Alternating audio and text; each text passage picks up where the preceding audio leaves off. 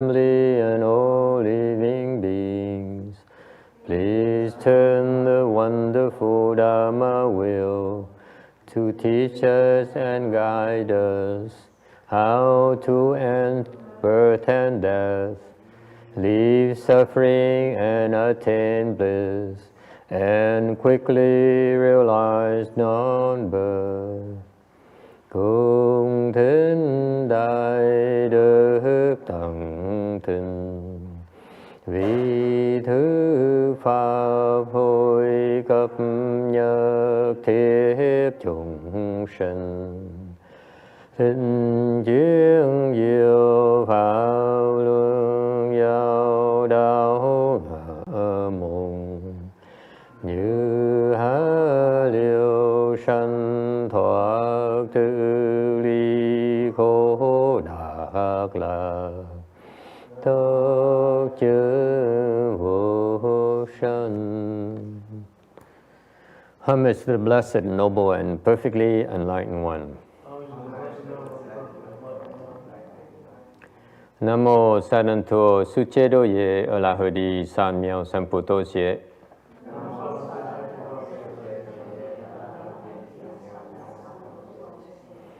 Nam mô Tát Đắc Tha Do Ya Da Ya A La Ha De Tam Miệu Tam Bồ Đà Tọa.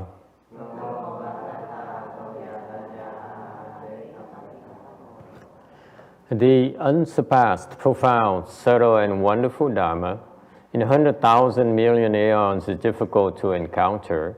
Now that I'm able to see and hear, I will receive and maintain it. I vow to fathom the thus come one's true and actual principles. Wu shang sheng she wei miao fa bai jie wan jie nan zao yu wo jin jie wen de shou chi yan jie ru lai zhe shi yi. All Buddhas and Bodhisattvas, Venerable Shenhua, Venerable Left Home people, and all good knowing advisors, Amitabha. Chư Phật Bồ Tát, Sư Phụ Sang Rần,各位chú cha rần,各位sang chư sư, Amitabha. Kính thưa Thượng Chư Phật Bồ Tát và Thượng Tiên Hóa, quý vị thầy cô và quý vị thiện tri thức A Di Đà Phật. Today is the 20th of November, 2016. We are in Rosemead, California, to continue discussing the Heart Sutra. We are currently on slide 321, tấm 321.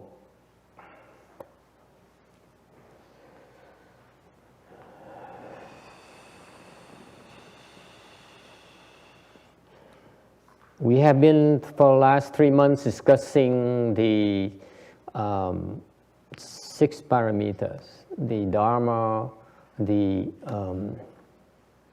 main Dharma of practice for in Mahayana. 3 tháng vừa qua chúng ta liên tục mà giảng về cái lục ba la mật, là một cái pháp chính của bên Đại thừa chúng ta. All Mahayana practices are included in the 6 parameters. Tất cả những cái pháp mà tu hành bên Đại thừa chúng ta đó, nó đều nằm trong cái lục ba la mật. And they are giving. The first parameter is giving. Cái ba la mật đầu tiên hết là bố thí. And the second parameter is precepts, và thứ nhì là giữ giới. Number 3 is patience, thứ ba là nhẫn. Thứ tư is tinh tấn. Number 4 is vigor. And we have been for past few weeks discussing the 5th parameter, the parameter of samadhi or concentration. Vài tuần vừa qua chúng ta đang giảng về cái ngũ ba la mật là định ba la mật. Okay. It turns out that it's not planned. Những cái giảng mà không có cố ý. Because yesterday we had a Chan class. Ngày hôm qua chúng tôi có một cái lớp thiền. And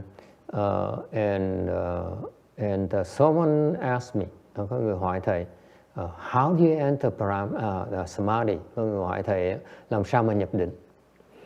And it's because I told them, if you take a meditation class, tại sao ông hỏi như vậy? Tại vì thầy nói rằng nếu quý vị tham gia một cái lớp thiền thì cái mục tiêu của tất cả lớp thiền là để học cách nhập định. I told them that when you meditate and you join a meditation class, the number one goal, bar none, is to enter samadhi. All right?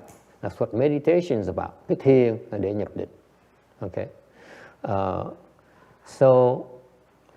And so he asked me, then how do I enter samadhi? Thì ông mới hỏi thầy làm sao mà nhập định bây giờ? Okay. And I gave him an answer which is a lot more detailed, and you will not be able to find it anywhere in all the Chan teachings and the books, whether it's from the patriarchs or from whatever. It's explained in plain English.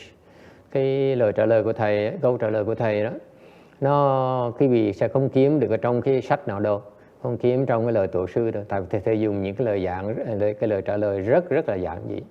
What did I say? Did anyone remember? Có ai nhớ thầy trả lời gì không? Those who were there yesterday, ngày hôm qua mấy người tới đó. Anyone? Master Xian Jie. Okay. You were working. Ngày hôm qua thầy hiện giới phải bận rộn làm việc, thành không có nghe giảng. Okay. And then, okay. Anyone else? Có ai biết không? How do you enter samadhi? Yes? Single mindfulness and legalism. Single mindedness, nhất tâm. Yes. Follow instruction, theo lời chỉ dẫn. Anyone else? Yes. Stop the thoughts. Very good. You weren't even there. Why did you raise your hands? Only the people who were there can raise your hands. The people who weren't there are not supposed to raise your hands. Cái câu hỏi thì rất rõ ràng, chỉ những người ngày hôm qua mà tới đó mới có quyền giơ tay. Cái cô này trả lời đúng mà không tới. And this lady here gave the right answer. She wasn't even there. So that's not correct. That's not fair. Cái đó nó không công bằng tí nào hết đó.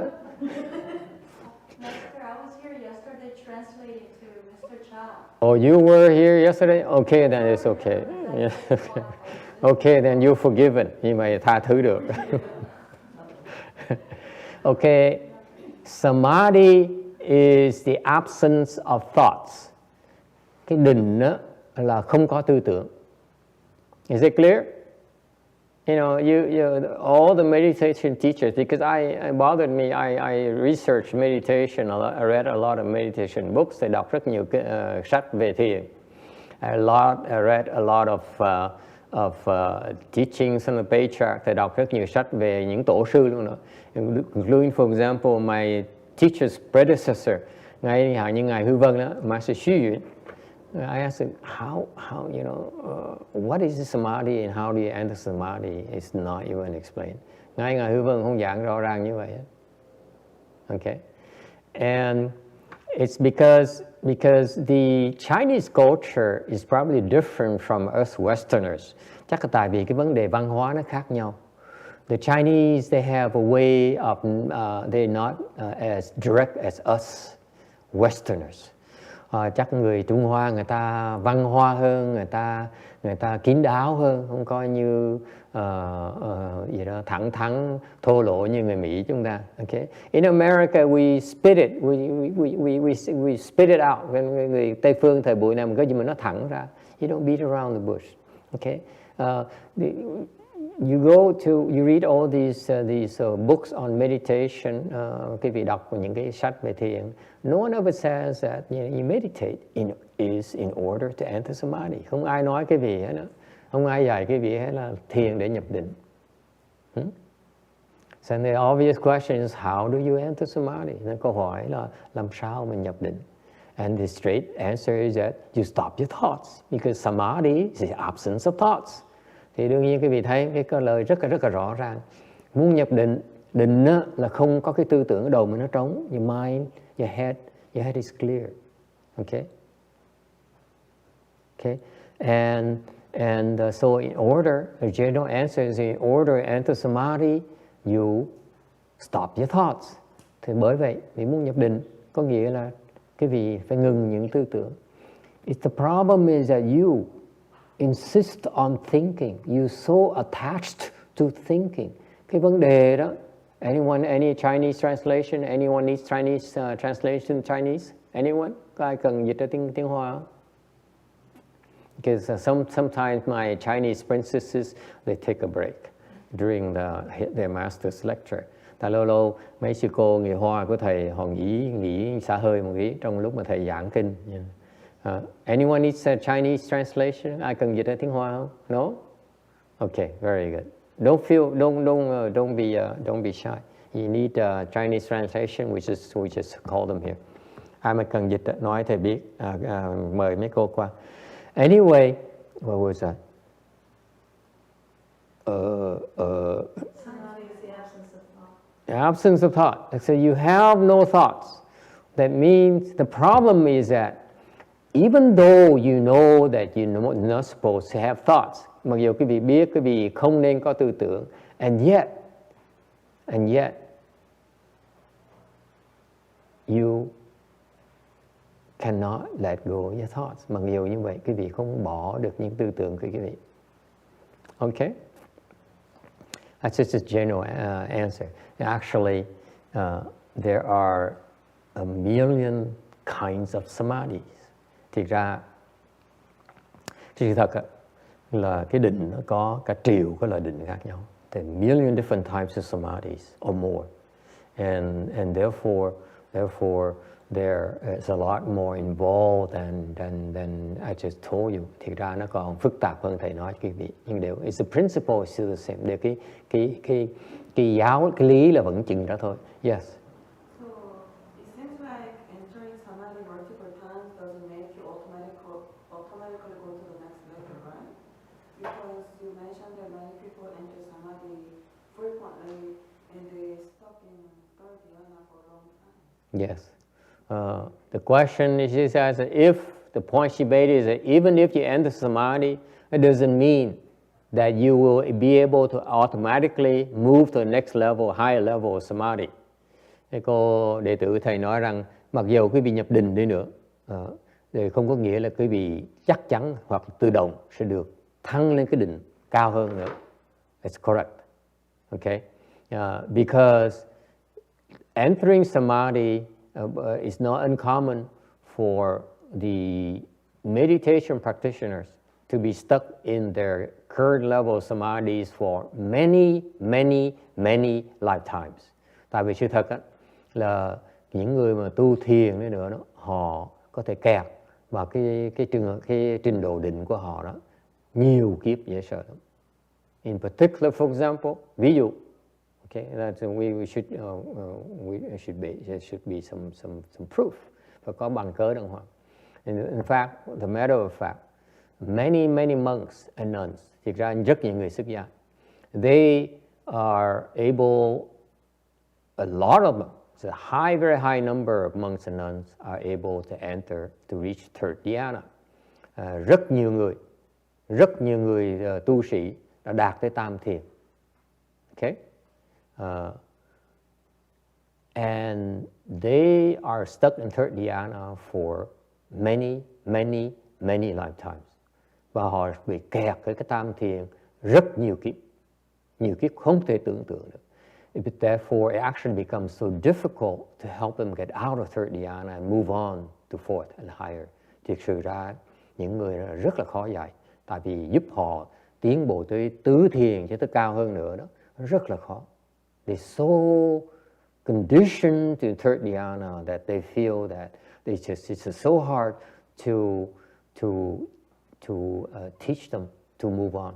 Thì họ quen tam thiền lâu quá nhiều kiếp rồi, thành khó dạy họ, dễ sợ lắm. Okay? In fact, it's another reason, có lý do khác nữa, là third dhyana people have this big drawback.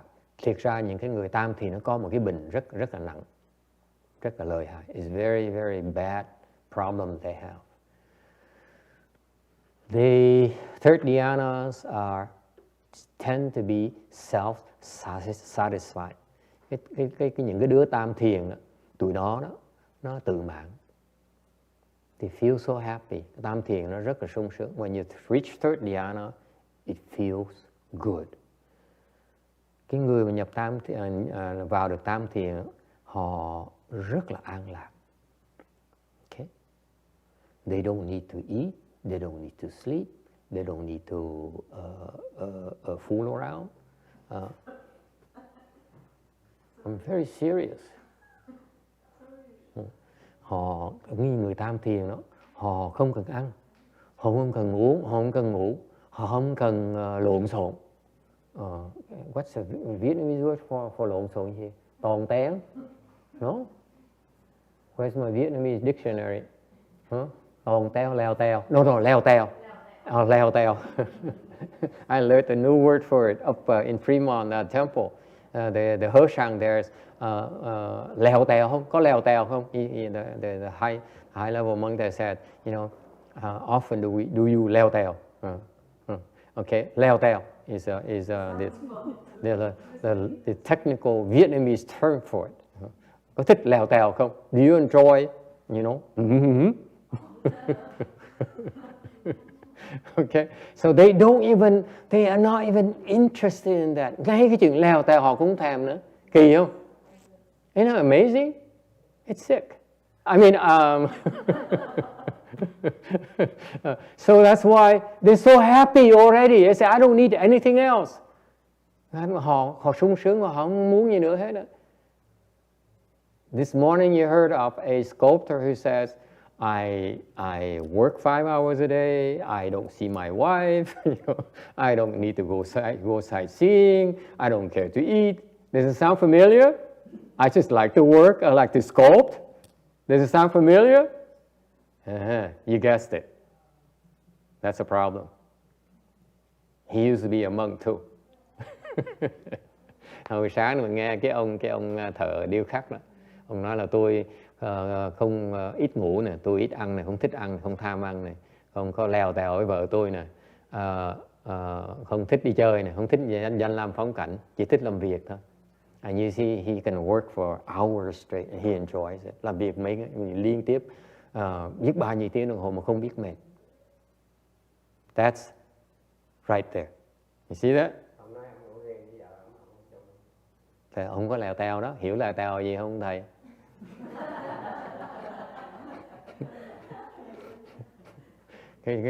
cái vùng nhà quê thầy gọi là khều, không có khều nữa. Okay, so far so good. And that's why that's the proof right there that just because you enter samadhi doesn't mean that you automatically can progress. Anh nói cái vị biết cái định và nhập định không có nghĩa cái vị sẽ tiến bộ đâu. Okay? Anyway, so in order to enter samadhi, you need to stop your thoughts. Thì nhớ nhắc lại là khi muốn nhập định là cái vị phải ngừng tư tưởng của mình. Okay? And again going back, the reason that you cannot enter samadhi is that you refuse to stop your thoughts. Và cái lý do chính mà tại sao quý vị không thể nhập định được. You may be able to meditate for 20 years. Quý vị có thể ngồi thiền 20 năm trời. And yet you still don't know what first dhyana is. Rất nhiều người thiền mà họ không bao giờ nhập được sơ thiền. Can you imagine? Quý vị tưởng tượng được không? I met people who've been practicing, who've been meditating for 10, 20 years. They are not even first dhyana. Thầy biết rất nhiều người họ thiền 10 năm, 20 năm trời mà chưa bao giờ nhập được sơ thiền. Think about it. Why? Why not? Tại sao như vậy? Because they didn't know, first of all, they're supposed to enter samadhi. Thứ nhất, họ không biết là họ thiền để mà nhập định. Okay? Number two, and they are so attached to their thought. They think that thinking is normal. Thứ nhì, họ nghĩ là suy nghĩ là chuyện thông thường, chuyện tự nhiên. Questions or comments? Ai có ý kiến thắc mắc gì không? Yes. So Master, like the sculptor, he's creating all these sculptures and working in that temple. Yes. Isn't he accumulating tremendous blessing for himself? Yes. But that's nothing to do with the samadhi level. Like it wouldn't help him to go up next level, like for example? The question is, let me repeat the question in English. It says that this sculptor here has been creating blessings, sculpting a lot of Buddha statues and doing a lot of good things and being a devout Buddhist and so on. And he enters samadhi often, practically every day. Yeah, practically every day. That's why he likes it so much. Cái ông này, ông thợ điêu khắc này, ông là người Phật tử mà ông rất là tin sùng đạo, mà ông thích làm việc, thành mỗi ngày ông làm việc ông thích, là mà tại vì ông nhập cái định, tại ông không cần gì hết đó. When he enters samadhi every day, he's so happy already. He's no need for anything else. Đủ, đầy đủ. He feels so full and satisfied already. That's why he likes to work. Bởi ông mê làm việc. Okay, so he still, the question is, Sarah says, yes, he doesn't have enough blessings to make progress. Thì câu hỏi là nếu người ta tạo nhiều phước như vậy vẫn chưa đủ để mà tiến bộ là sao? What do you think? Quý vị nghĩ sao? What do you think? Yes. He spent it too quickly. His what? Maybe he spent the blessings maybe quickly. Ông này ông xài phước nhiều quá. She says maybe he's spending his blessings too quickly. And another person here says, yes, he has enough blessings to progress. Yes. He needs to meet a good knowing advisor. Phải gặp người thiền tri thức. Okay? What do you think? Anyone else? Có ai có ý kiến gì khác không? Why not? Does he have blessing? Question, does he have enough blessings to make progress? Thứ nhất, câu hỏi là ông có đủ phước để mà tiến bộ lại không? First questions first. The two parts of this question here. It says, number one, does he have enough blessings? Okay. Number two, can he progress to the next level? Yes? That's the meaning of the question. It's two parts. Does he have enough blessings to go to the next level? Number two, can he go to the next level? Yes, Tony. I think you only go first when you struggle. If you don't struggle, you won't get go. Not struggle enough. Anyone else? Yes. I think he needs a teacher to show him to teach him how to move up to the next level. Cần gặp thầy. You need a teacher. Okay. Yes. But then if he's already happy, even if the teacher is in front of him, he can see it. Sorry? Even if the teacher is around him, the teacher can show him that it's teacher. I don't get it. Please repeat. If he's already always happy, the teacher can reveal that he can teach. He says he's happy already, so why would the teacher want to break his happiness? Let him be happy. Okay?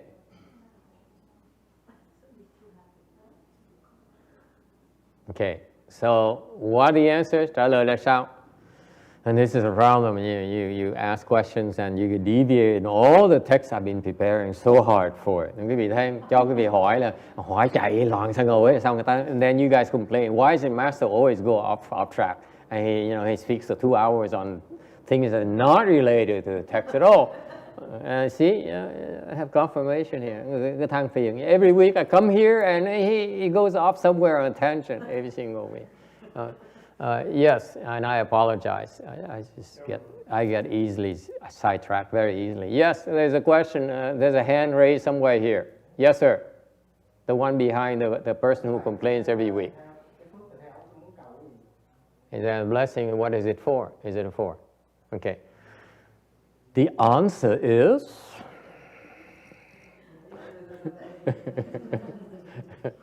and the answer is the first question, does he have enough blessings to progress? Yes. Answer is yes. Thứ nhất là câu trả lời, câu hỏi đầu tiên là có đủ phước mà để mà tiến bộ được không? Thì trả lời là có. Okay. Related to that, how many statues, how many does he need to sculpt? Okay. Cần phải tạc bao nhiêu tượng mới đủ phước để mà lên? What do you think? Cái vị cần bao nhiêu tạc bao nhiêu tượng? Hả? How many statues does he need to carve in order to have enough blessings to go next level? Cần bao nhiêu tượng? Hả? What do you say? I hear one. Có người nói một tượng. I say the right one. Cái tượng mà đúng nhất, cái tượng mà có lý nhất. Anyone else? Do I hear two? Do I hear zero? Có ai nữa? Hả? What about the rest of you? Come on. I agree. He says one is enough. There are two of them. Okay? Yeah. Hai người nói là cần một tượng, khắc một tượng là đủ rồi. Yes sir. How many? Tùy hành tâm bao nhiêu. Just one of that? So, really? You really believe one is enough? Vì thiệt sự nghĩ là một tượng là đủ rồi hả? Really? Is that cheap? Oh my God. Sao mà rẻ dữ vậy? You think it's that easy? Cái vị thiệt sự nghĩ nó dễ nhỉ? Huh? Miss, you think it's really that easy? It's one statue, just carve one statue and that's enough? Mình khắc một tượng là đủ rồi hả, Kim Điền? Is that it? Really think so? Yes. Anyone else? He always challenges me. I mean, every weekend is the same thing. Good thing I sleep a little bit before I lecture so that I don't have an indigestion. Ông này chiều chủ nhật tới cũng chọc thầy chưa được á. Bởi vì thành trước khi giảng kinh là thầy ngủ một giấc để cho ông thầy chọc mình được. So that he cannot afflict me.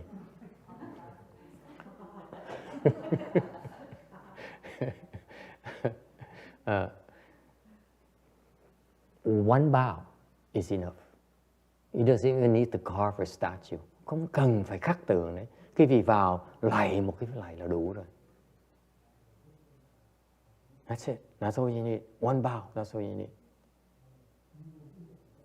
And the young lady says, then why do you make me come to the temple so often?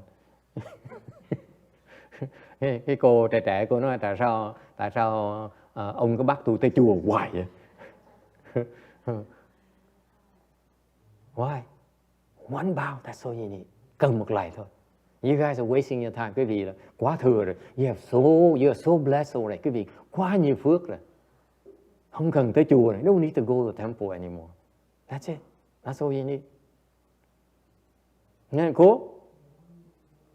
Susan, what do you think? Huh? That's it. It turns out, what's my basis? Tại sao cái căn cứ thầy ở đâu? Shakyamuni Buddha says, tại vì Thích Ca Mâu Ni Phật nói rằng, he says, you see the Buddha statue, cái tượng Phật, you go, you become a Buddha.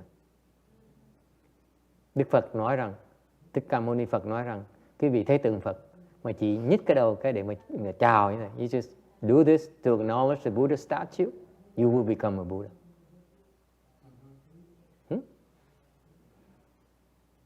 You believe? Quý vị tin như vậy không? Đức Phật nói như vậy, chỉ cần gọi là chào như vậy thôi là đủ. You don't even have to do this. Làm như vậy, if you do this, you're so blessed. Quý vị tưởng tượng khi mà chắp tay lại như vậy, quý vị bị phước chừng nào không?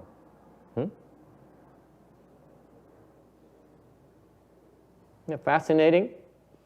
You see a Buddha statue, Shakmudha Buddha says. You see a Buddha statue, you say, yes. You will become a Buddha. Gặp một cái tượng của Phật mà quý vị chỉ nghiêng cái đầu để mà là chào Phật như vậy thôi, là sẽ thành Phật trong tương lai.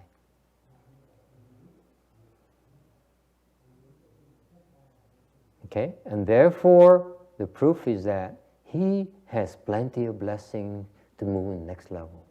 Absolutely. Thành kia cho chứng minh cho quý vị thấy rằng ông này cũng đủ dư phước để mà lên cái trình độ, lên cái tứ thiền. And why is that? These monks and nuns, they are stuck there for so many lifetimes. Mà tại sao những cái người tăng ni đó họ kẹt trong cái tam thiền? Why? Tại sao như vậy?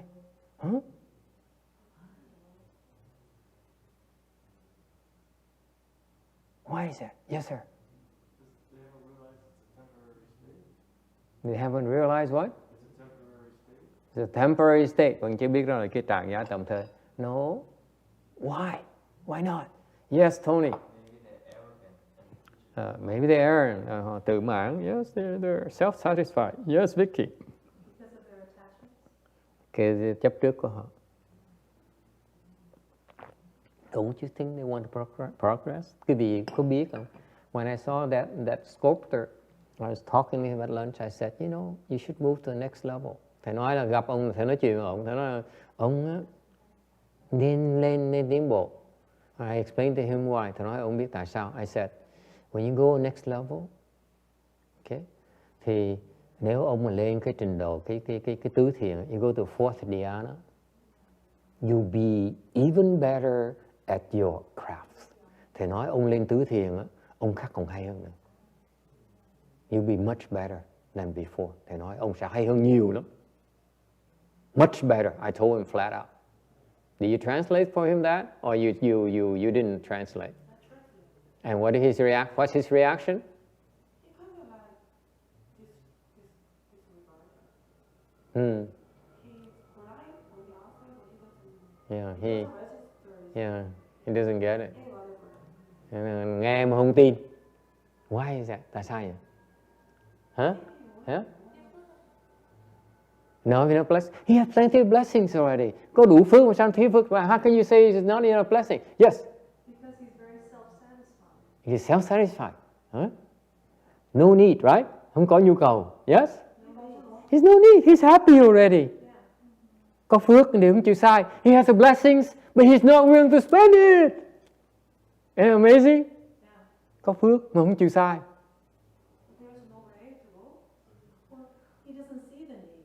There's no need. Không cần. He's happy already. I'm happy.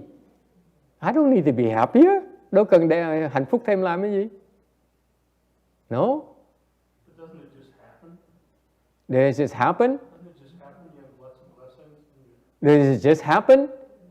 That's a good question. Third question. Does it just happen? Câu hỏi thứ ba. Bộ nhiên nó không phải tự động á. Yes. I don't think so. She doesn't think so. I don't think it just happens. I think you have to. Tell him. Yes, I don't think it just happens. Yeah. Because I think you have to desire it and you have to work towards it. You have to overcome something. You have to let go of something. You have to strive harder. But the sutra says that you have plenty of blessings. Why isn't it happening?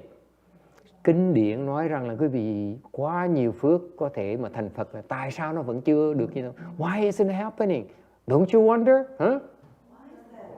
Why not? Yes, sir. Không có nguyện, không có cầu tiếp lên để độ chúng sanh. Oh, is there an obstruction? Obstructions? Yes. You have blessings, you also have obstructions. Mình có phước, mình cũng có, đồng thời mình có cái trở ngại. Obstructions. Yi Zhang.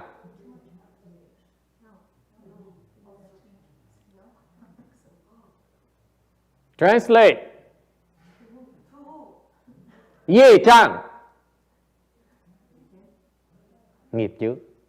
Có nghiệp chướng. Nghiệp chướng là đủ giải quyết. It's not that easy to resolve the obstruction. Nó khó giải quyết lắm. Obstructions. Okay. Make sense? Yeah, John, that's what I just said too. Tiếng ở Tùng má. Nói cái khác. See? See? I said, you know, like, you may have money in the bank, but you cannot access the bank. What are you going to do? Quý vị có tiền trong nhà băng, mà quý vị không tới nhà băng thì làm gì bây giờ? Let's say you have money, a lot of money in the bank. You go to the bank and get some money, and guess what? You have an accident. What are you going to do? See that? Thành ra, it's not that simple. Nó không giản dị như quý vị tưởng đâu. So far, so good? Yes. Okay, so it's not automatic. Nói sao chứng minh cho quý vị thấy rằng nó không có tự động đâu. What's another reason? Lý do thứ nhì là sao? Here's what happens. You may have the blessings, okay, but you also need the conditions. That's what called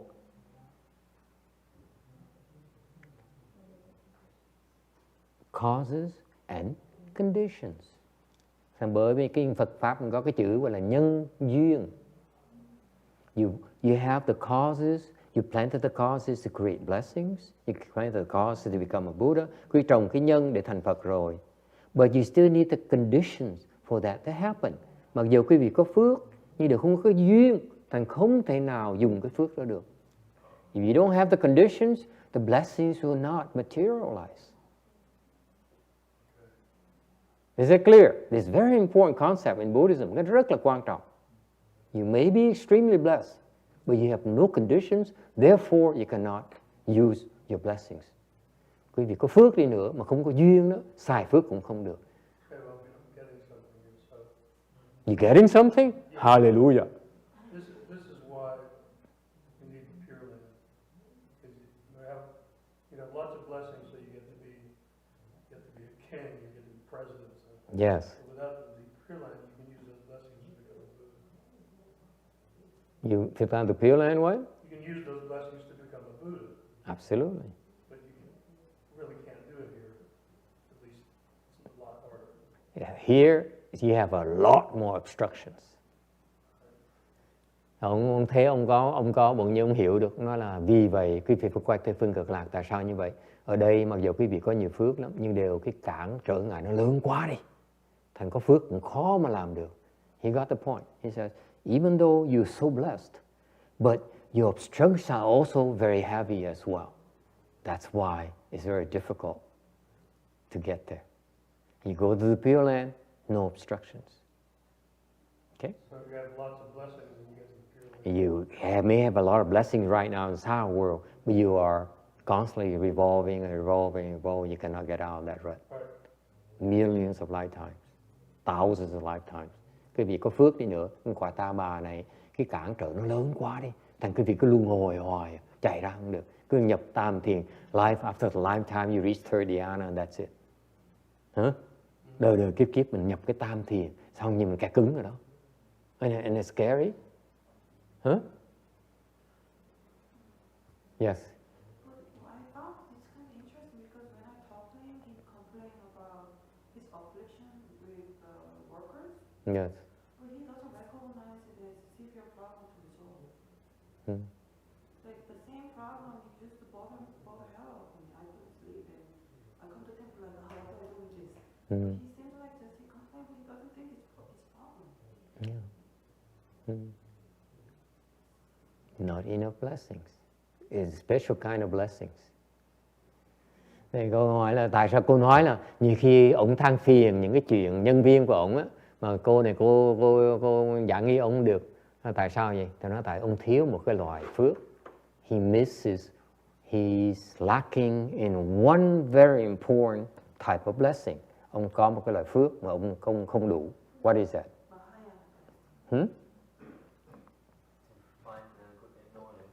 That's right. Không có phước để mà gặp thầy. Không phước gặp thầy, không có phước để gặp thiện tri thức. Okay? May I explain to you? Explain this to Susan and you don't fall asleep. Okay? Này giảng cho người ta biết. Okay? You may go to the temple. Quý vị có tới chùa. You may cook in a temple for 20 years. Quý vị có thể vào chùa mà làm trong nhà bếp 20 năm trời. Okay? And then, but before you leave, trước khi quý vị, you still go and mop the living room. Hint, hint. Rồi trước khi mà đi về đó, sau khi làm mỏi ở chùa rồi, làm công ở chùa rồi đó, trước khi đi về còn chạy vào chùi câu cửa của tiêu nữa. You know? For 20 years, 20 năm phút. That's a lot of blessing. Phước nó lớn dễ sợ lắm. And still, you cannot get a good no advisor. Mặc dù như vậy, cũng không có gặp được thiện tri thức đâu. You cook in the kitchen, quý vị nấu trong nhà bếp. You mop the bathroom, quý vị chùi cái phòng cầu tiêu sạch sẽ. Okay? Doesn't mean that you'll be taught. Không có nghĩa quý vị sẽ được dạy đâu. It only means you'll be very rich, you have restaurants. Có nghĩa sau này quý vị có nhiều nhà hàng lắm, you know. And you have a Molly-maid service that cleans bathrooms among houses. Hoặc là quý vị có cái hãng để mà đi chui nhà cho người ta làm rất nhiều. You become so rich, okay? But it doesn't mean you'll be taught. Không có nghĩa quý vị sẽ được dạy. That's a nature of blessing. Quý vị cái phước nó phiền dễ sợ không? See, you do these things to generate blessings, and use up these blessings doesn't mean you will become a Buddha anytime soon. Thành ra quý vị tạo phước không có nghĩa là quý vị sẽ được giải thoát đâu. Quý vị tạo phước mà thì ra cái phước nó làm quý vị kẹt. You plant the wrong kind of blessings, they will trap you and trap you. Yes.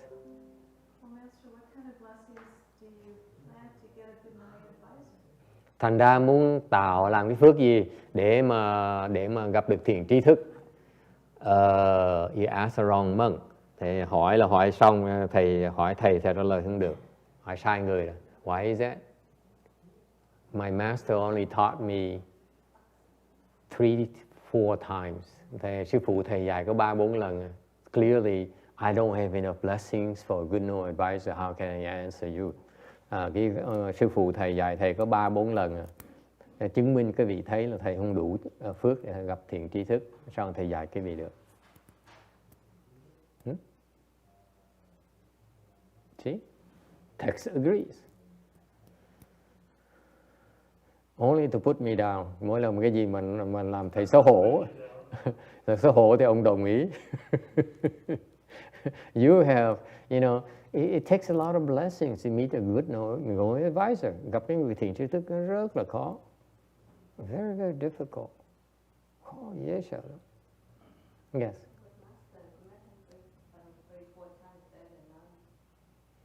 Nói là 3-4 lần còn hơn là không. But his disciples, they by his side for 15-20 years. Đệ tử của Ngài Tiến Hóa, được Ngài Tiến Hóa dạy bên cạnh Ngài Tiến Hóa 20 năm, 30 năm, 40 năm, 77 until 95. Hẩn Sử was in his side by 75, 74 until 95. So it's about 20 years. Như thầy Hằng Thật đó, là bên cạnh Ngài Tiến Hóa, được Ngài Tiến Hóa dạy 20 năm trời. Okay? 20 years. That's a lot of blessing. Cái vị phước nó lớn chừng nào không? So anyway, it makes me depressed. Giảng tới đây thầy chán đời quá. Okay. Let me recover. I get afflicted. Cái chuyện này làm thầy phiền não dễ sợ lắm. Okay.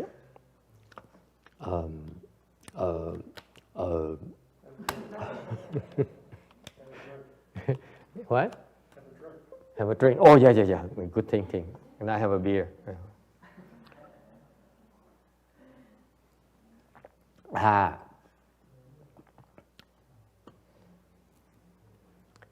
Yes? The master, he's still your master. And after 10 years, you finally realized he was always still there. It's not the same. It's just like self-consolation. Cô nói là như thầy nói là sau 10 năm rồi mới ý thức cái ông vẫn còn rồi đó. Thầy nói là mình tự dối mình thôi. I was fooling myself, that's all. Cái đó mình tự lừa dối mình. It's nothing to be proud of. She Kim Điền now have pity on this old man. Cô Kim Điền thấy cảm động quá trời. Ông thầy già tội nghiệp. Yes? It takes, you need, the point here is you need to plant blessings so that you deserve to be taught. Nói một cách vắn tắt là quý vị phải cần tạo cái phước để được dạy. You don't just plant blessings. Quý vị không nên tới chùa, không nên làm để mà chỉ tạo phước thôi. One of the most important form of blessings is the blessing so that you'll be taught. Cái phước mà rất quan trọng trong con đường tu hành đó, là quý vị tạo phước để được dạy. Okay? Because, for example, ví dụ, after I told that sculptor you should go to fourth. Tại vì sao? Tại vì thầy nói cái ông thợ điêu khắc, ông nói là ông nên nhập tứ thiền đi. Because you'll be a better. Thầy ông tứ thiền, ông sẽ còn you'll be feel even better. You do a better job. Ông sẽ sung sướng hơn nữa. Ông sẽ làm việc còn hay hơn nữa. And what did he say? Cái thái độ ổng nè, tôi không cần, I don't need to, I'm happy. Guess what? Chuyện gì xảy ra? No more, không nói nữa.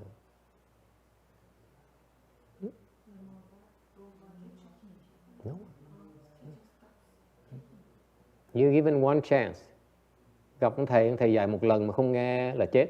You out of kindness, you help, your teacher teaches you once and you don't take advantage of it, you're done.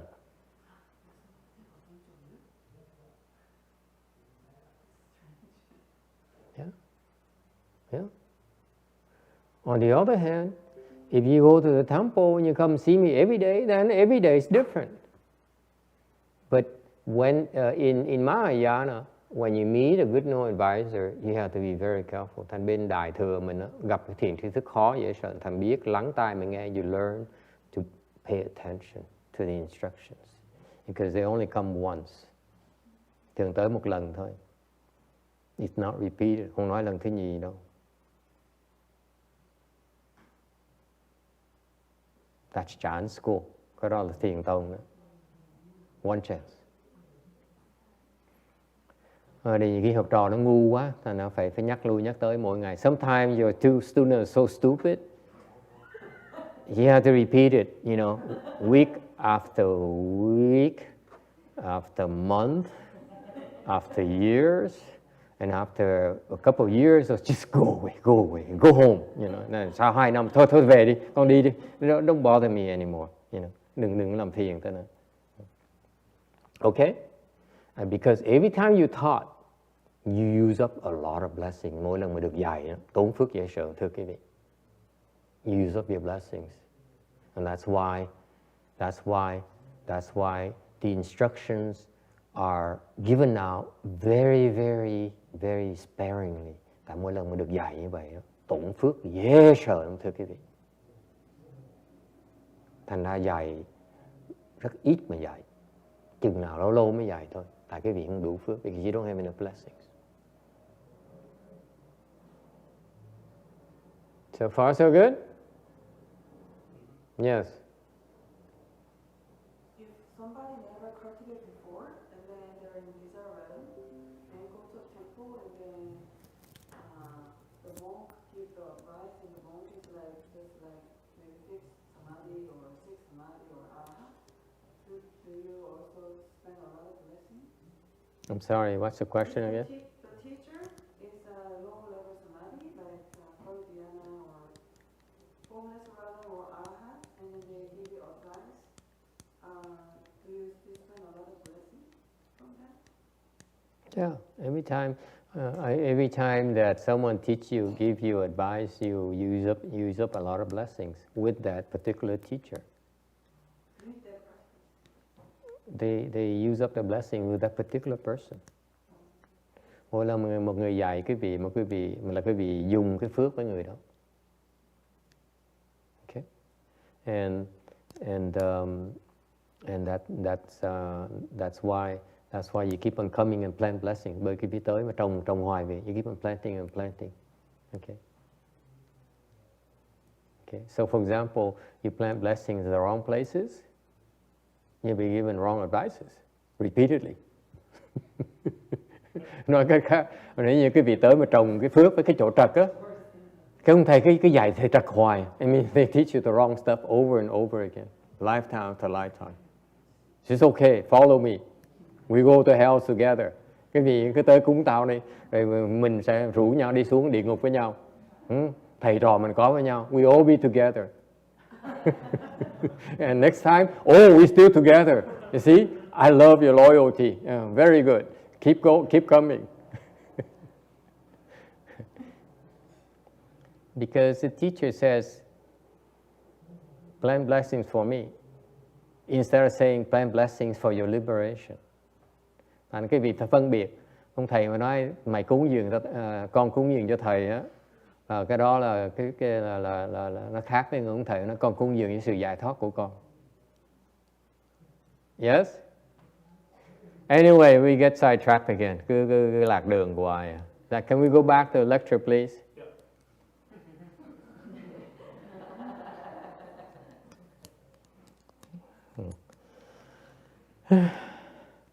Okay, so we talked about the fact you need to enter samadhi and you stop the thoughts. Thành đang nói về cái chuyện khi mình muốn nhập định đó, là phải ngừng cái tư tưởng. Okay, not just any types of thoughts, không phải bất cứ cái tư tưởng nào. You have to be committed to let go of thoughts that reflect your attachments to the five dusts. Is it clear? Là quý vị muốn nhập định là quý vị phải nhớ là bỏ những cái tư tưởng mà nó phản ảnh cái chấp trước của cái ngũ trần của quý vị. You attach to form. Chấp những tư tưởng chấp trước về cái sắc. Can give me an example of a thought that reflects your attachment to form. Có ai thầy cho được cái ví dụ cái tư tưởng mà nó phản ảnh được cái sự chấp trước của quý vị về cái sắc? Give me one example of such thought. Come on, you should be very good at it. Mấy người này chắc là giỏi về những cái tư tưởng như vậy lắm. Come on, what is it? Yes, sir. Hả? Attachment to red Ferrari. Who is that? Mọi người nói là chấp trước về cái xe Ferrari màu đỏ. Wow, what a lousy cultivator. Cái người này công nhận tu dở dễ sợ. Okay, attachment to nice shoes. The thought is that it would be so nice to have a red Ferrari. Yes? You laughing, but you see that happens to all of us. Yes? Cái vị thấy cái vị cười chứ cái vị nghĩ lại cho coi. That's what happens when you meditate. Cứ đừng ngồi thiền. You said you're supposed to meditate and you say, wow, I wish I had this red Ferrari. Cứ ngồi thiền, đáng lý phải thiền mới nói phải chi mình lại chiếc xe Ferrari màu đỏ. See, that's attachment to form. So far so good. What about attachment to, what's the next one? Feeling. Chấp trước về cái cảm giác. What's such thought? Okay? Comfortable bed. Huh? Comfortable bed. Comfortable bed. Người nó mỏi quá, người nó mỏi cái phải cho mình ngả lưng một tí. I'm so tired right now. Let me stretch my back a little bit. Yes? Very good. Rồi, mình ngả lưng mình nghỉ một tí đi. Okay? What about number 3? Thoughts attachment to the form, and then you have the sound. That's a bad example. How about attachment to sound? Chấp trước về âm thanh. Music. Mình nói là I remember that song. Đang ngồi thiền mình nói phải trời ơi, mình đứng dậy mình phải nghe cái Shakira. Let's get up and put on record for, I don't know, is there Shakira, is she still popular nowadays? Huh? She's still alive. Oh, thank you. Okay. Bach. Me is more classical. Okay, so quý vị ngồi thiền mà bỗng nhiên nó phải chi mình nghe nhạc, cái nhạc là hay lắm. Okay, then you cannot enter samadhi. Quý vị ngồi thiền có tư tưởng như vậy không thể nào nhập định. Agree? What about another attachment to smell? Mùi hương. Okay, you sitting there and you lean forward in the pillow. Yes, mình đang ngồi thiền mà mình nhớ sực lại, mình chúi mũi tới cái gối của ổng kê đầu đó. Yes, not you. You boring, quý vị có nhận. You don't know how to live. Yes. Okay. What about flavors? Yes, sir. Chili? He says, I wish I could have a bowl of chili and corn bread.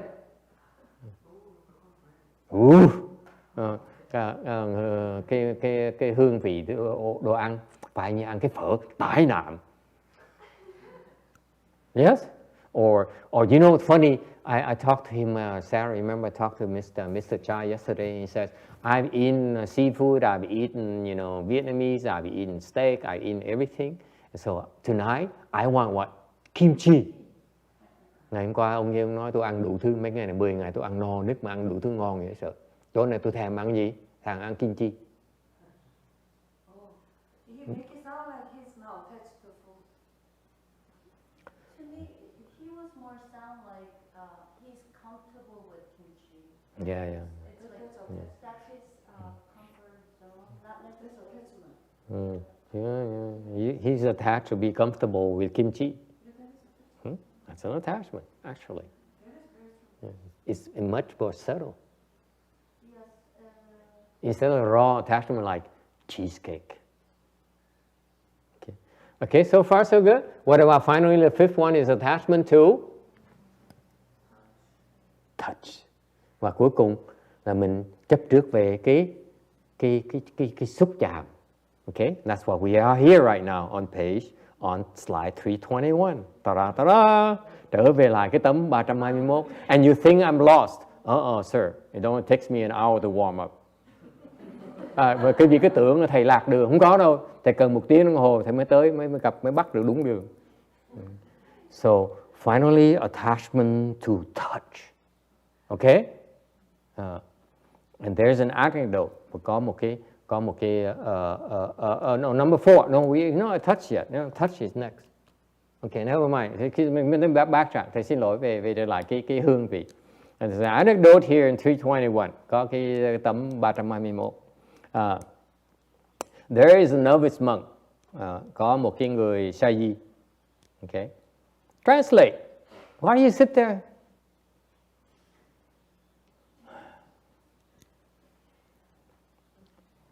Translation meaning you hear, you open your mouth. You hear, you open your mouth. You don't say.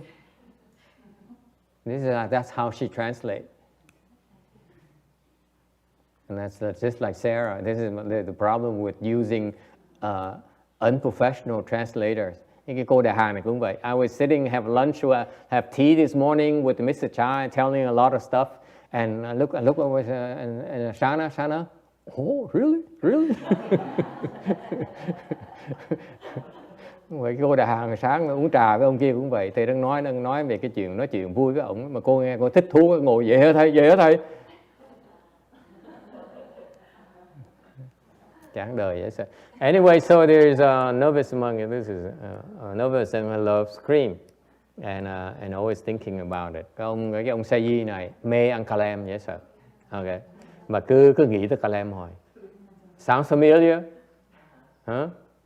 You love to eat something, you're always thinking about eating something. Cái vì thích ăn, mê ăn là cứ nghĩ đồ ăn rồi, right?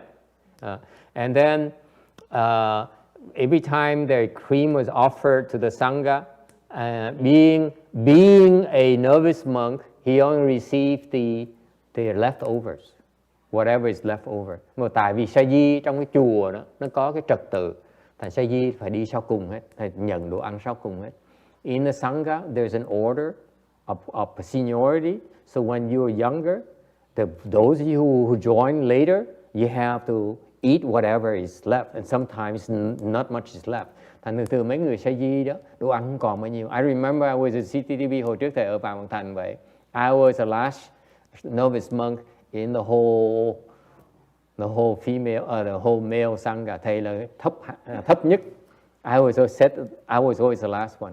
For the 4 years I was there, ở đó 4 năm trời, I was always the last one. I was the last one he received, he accepted. Thầy là người sa di cuối cùng mà Ngài Tiến Hóa nhận trước khi Ngài tử. He was the one before he expired. He accepted me. So I sat on I was sat on the last seat. Thầy ngồi cái ghế cuối cùng hết. And by the time food gets to me, it's not much. Thành mỗi lần mà tới tay thầy, đồ ăn tới tay thầy là không còn bao nhiêu nữa hết. It's true. All the good food is gone already. Những cái đồ ăn ngon là hết rồi. The chocolates, the ice cream, chocolate không có này, ice cream không có này. You know, all the good stuff. Nothing is left. Anyway, so he has nothing. He has only remainings but he's still very attached to the cream. Mà vẫn mê thích ăn kem như thường. At the end of his life, when he died, he was born in a cream pitcher. Thành lúc mà vì cái chấp trước về ăn kem đó, thành ra khi mà chết đó, thành sinh con bò, mà con bò nó ở trong cái hũ kem đó. It's not casual at all. If you're attached to food, you hear a lot of these types of stories in Buddhism. Những cái chuyện này nó xảy ra rất thông thường trong Phật giáo này. Cái vì tham ăn cái gì đó, tham ăn cá đó, okay? Ăn cà lem á, thì sẽ trong cái hũ. It's not uncommon at all. Very commonplace. Nó rất là thông thường. Yes.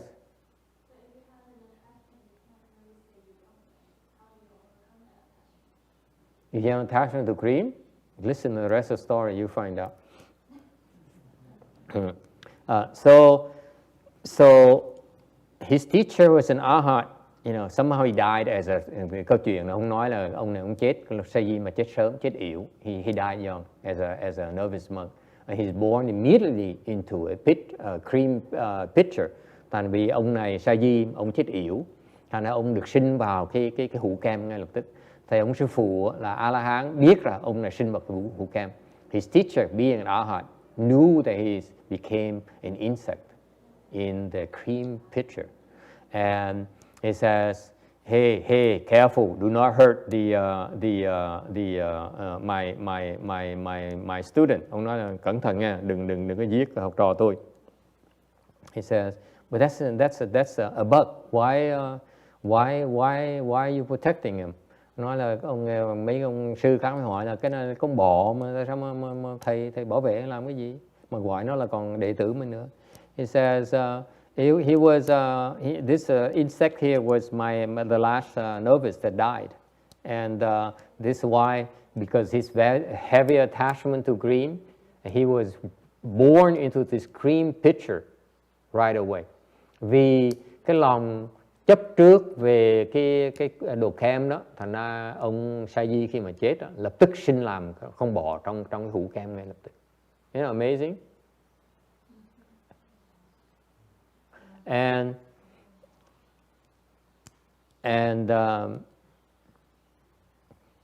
So that's the moral story. You know, be very careful your attachment. Quý vị phải cẩn thận những cái đồ ăn đó. Càng chấp trước chừng nào càng dễ bị đọa lắm. It's very easy to fall if you have attachment to taste. Có câu chuyện cho quý vị thấy rằng là chấp trước về cái hương vị đó dễ đọa xuống làm súc sanh lắm. Very easy to fall to the animal realm. Questions? Okay, moving on. And also there's an anecdote, có một cái chuyện khác nữa. It's about attachment to, also it's about attachment to food. Cái này cũng về câu chuyện về cái sự tham ăn. Okay, there's a king where there's a crown prince who loves to eat. Có trong cái xứ đó thì có thái tử đó rất là tham ăn, tham đồ ăn ngon. Do you know anyone in the temple who was very attached to taste? Có vị trong chùa này, quý vị biết có ai mà tham ăn ngon không? I can think of at least one person. Okay, so the crown prince here is very attached to exotic food, and so the gardener sent him very the best fruits available in the kingdom. Cái ông giữ vườn đó của nhà vua đó, mỗi ngày đem những cái trái hoa quả mà ngon lành, mà quý nhất, wow, ngon thơm ngon nhất cúng cho thái tử. And in the garden there's a tree where the bird was raising her young. Thì có trong cái vườn của vua đó thì có một cái cây mà trong cái đỉnh cây có một con chim mẹ đang nuôi chim con. And the bird would fly away to the perfume mountain. Thì ông con chim này mới bay về cái rừng, cái núi hương, and picked up some fruits, very delicious flavor, to bring it back to feed her young, her chicks. Thành con chim mẹ này mới bay tới thiệt xa, tới cái núi mà núi toàn là cây mà thơm dễ sợ, mới đem về lại để nuôi mấy cái chim con của mình. And one day one of the fruits fell to the ground. Thì một ngày kia mấy con chim nó sơ ý, thành nhỏ nó sơ ý, thành nó làm rớt cái trái cây xuống đất. And the gardener noticed it and brought it to the king. Là cái ông giữ vườn đó mới thấy trái cây thơm quá, mới đem tới cúng dâng cho vua. Next slide, 323, tấm 323. The king was very impressed with the perfume and the color of the fruit. Ông vua rất là thích cái mùi hương, cái thơm và nó đẹp của cái trái cây. And he gave it to his son, the crown prince. Và ông cho thái tử cưng con lắm. And the crown prince ate it and it was very enamored. So he asked for it every day. Ông thái tử ăn ngon, thấy vừa thơm ngon, thích quá, mỗi ngày đòi. Okay, and because and since if he didn't get the fruit, he would refuse to eat. Mà nếu không chịu cúng, không chịu đưa cho ông ăn trái thơm ngon như vậy thì ông không nhất định ăn, không chịu ăn. And no matter what the gardener says, I just found fruit is one thing, I have no idea where it came from. Ông giữ vườn mới nói là thiệt ra là tôi không biết nó từ đâu tới, chỉ lườm được một lần thôi. And the crown prince would not hear of it. He says, I need to eat the fruit. I want to eat it every day. cá tử nhất định đòi ăn. Okay. And so the gardener went back to the fruit where he found it, the tree where he found the fruit, and he noticed the birds, and so he figured that the fruit is probably from the bird's nest. Thì ông giữ vườn mới trở lại cái cây mà kiếm được cái trái cây đó, mới thấy được cái tổ chim ở trên trái cây. Ông nói chắc là tại cái trái cây từ cái ổ chim nó ra. So he climbed up the tree, mới leo lên cái cây. And he saw the bird mother bringing the fruit back. Và thấy ngồi đợi chực thấy con chim mẹ nó bay, nó đem trái cây trở về. Okay. So he stole the fruit from the mother bird. Ông này ông cắp cái cây, giật cái cây nơi chim mẹ. Every day and bring one to offer the crown prince, và đem tới cho ông thái tử. Okay. Now the mother bird gets very upset. Thì con chim mẹ nó dần dễ sợ. Okay. So what he did is that the bird mother went to the mountain and he picked up a fruit that's just as fragrant but it is poisonous.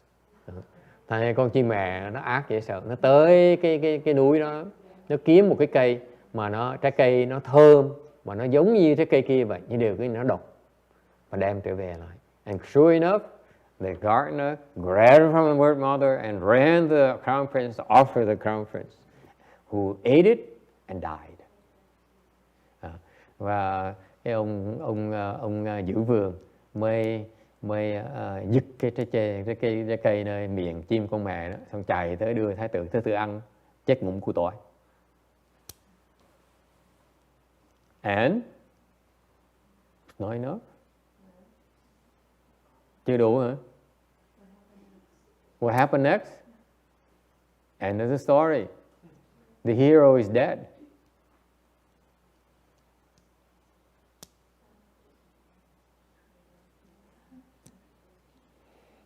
This is not a James Bond story. Hỏi gì còn gì nữa thầy? Thầy nói đâu phải là chuyện điệp viên 7 đó, 007 đâu. Yes, question. It's a dumb thing, but I think they probably killed the gardener too in the end. Just looking at the entire that as a setup. For this, the gardener actually was killed, and his son was killed. His father is killed as well. Tru di tam tộc. Cái tội này là tội tru di tam tộc, quý vị biết không? Tru di tam tộc. Mình bị giết tại vì mình là phạm tội. Cha mình bị giết, mẹ mình bị giết tại vì hai cái người đó tạo cái chủng tử làm tội này. See, you kill because you are a murderer. Okay? And your parents are killed because they produce you. So far so good? And then your son and your children are killed because your seed is in them. Và con cái sẽ bị giết hết tất cả tại vì quý vị truyền cái chủng tử mà giết vua đó cho con cái mình. It's just fair. Tru di tam tộc. In Vietnamese, it's called Tru di tam tộc. You come here often enough, you become fluent in Vietnamese in no time. Tru di tam tộc. That's all I know. Phải là họ như họ Quỳnh của người cha, chết hết luôn, mấy chú cậu chết hết rồi, họ của người mẹ nữa. Họ người mẹ của người Đức, cái người chết đó, là ba dòng họ, như họ Lê là giết hết luôn. Master Chintu says, actually it's a lot more than Master conveyed. He says, all the relatives of the same last family name are all killed in 3 generations. Ông thầy hiền trì còn ác hơn thầy nữa. Cái tru chéo, my Tru di tam tộc is only that family. His Tru di tam tộc is the whole, all the relatives. I mean, this man is cruel. Cái ông sư này ác dễ sợ luôn.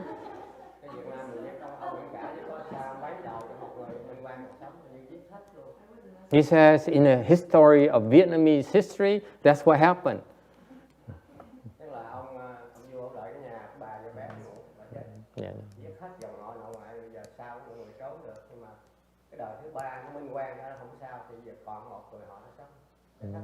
He says, that's what happened in history, Vietnamese history.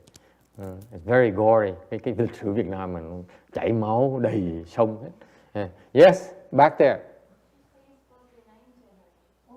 What? 9 generations? That's Cambodian. It's not Vietnamese. Ông nói cô nói là có 9 đời luôn, thật ra cái đó là bên Campuchia mới có như vậy. You heard of killing fields? You cứ nghe cái chuyện mà the killing fields? Oh, that's Cambodian. Cambodia is even worse. Cái tụi mấy người Cambodia còn tệ hơn Việt Nam mình nhiều nữa. The Cambodia is much worse than the Vietnamese. Anyway, isn't that cool? That's what happens when you attach to flavors. Cái vị mà tham ăn á, là tự hại mình. You are only hurting yourself when you insist on being attached to flavors. Nhắc cái vị tham ăn á, thiệt ra đang tự hại mình.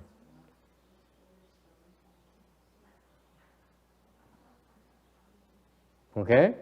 That's why at the temple we only eat well on the weekend. The weekdays we don't eat well at all.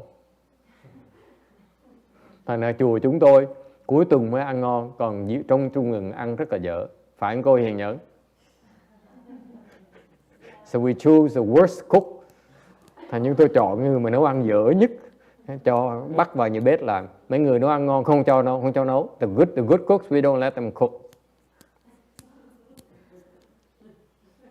Mà Shinji is awake. Thèm chứ. Vậy hả? Có người, someone worse than me, he says. Mà coi Hiền Nhẫn của nấu có kêu ông thầy ông Tám giúp tội nấu ngon. Okay, any other questions? Okay. Finally, touchable. Cuối cùng cái chấp trước cuối cùng là cái xúc chạm. Nhớ cái đồ mình chạm. Okay.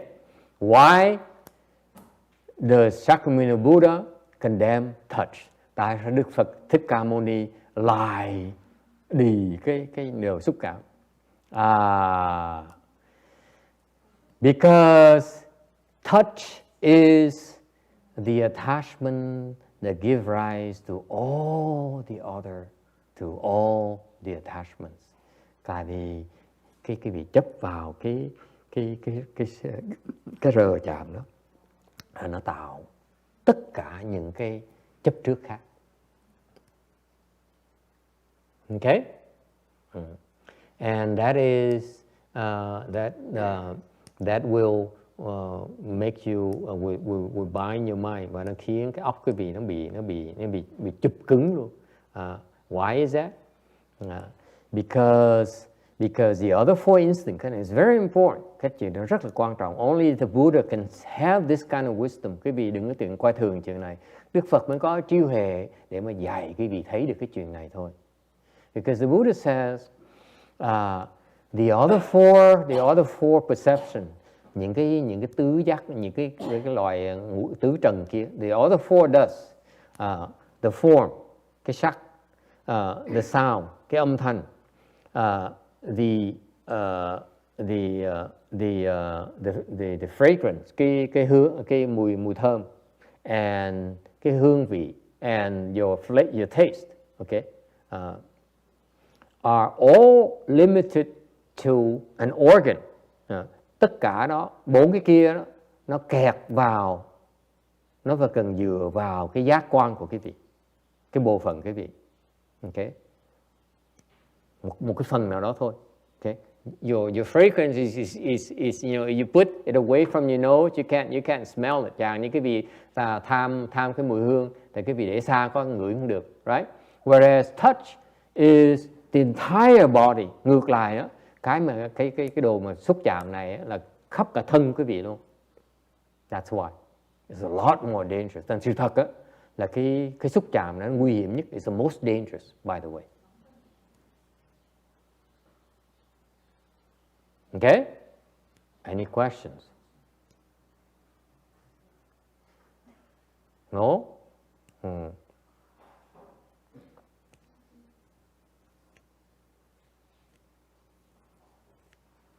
Và nó khó bỏ lắm. It's very difficult to let go of this attachment to the the touch.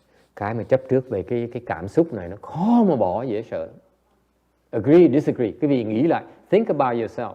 Nghĩ là cái khoáng là mình think about how you function. Nghĩ là cái cá nhân mình đi. Is that true or not? Quý vị đồng ý hay không đồng ý? Agree, disagree. Đồng ý hay không?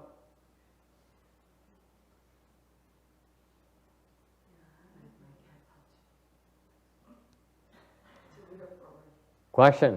Có thắc mắc gì không? Yeah, fascinating. Quý vị thấy cái tuyệt vời dễ sợ. Đức Phật thấy trí huệ dễ sợ. You see how precise the Buddha is? The most dangerous is touch. Objects of touch. Cái nguy hiểm nhất trong cuộc đời là những đồ mình xúc chạm. Questions? Ai thắc mắc gì không? So it's very difficult to get rid of your attachment to objects of touch. Thành cái sự chấp trước của mình về cái đồ xúc chạm đó, nó rất là khó mà từ bỏ. Okay? And because of that, because your attachment to objects of touch, you commit a lot of, not sins, offenses. Vì cái vị chấp trước về những cái vật của cảm xúc, của xúc chạm, thành cái vị tạo rất là nhiều nghiệp. Okay? And because of that, you fall to the hells. Vì vậy quý vị sẽ đọa địa ngục. Questions?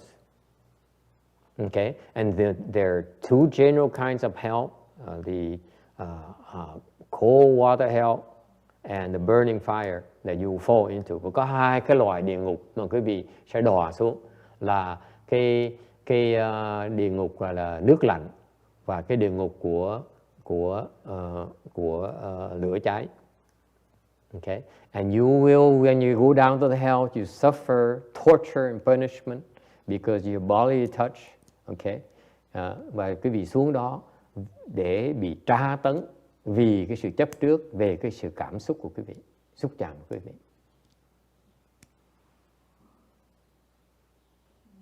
Everyone's wide awake. Ai cũng tỉnh, mắt mở thao láo, including Julie.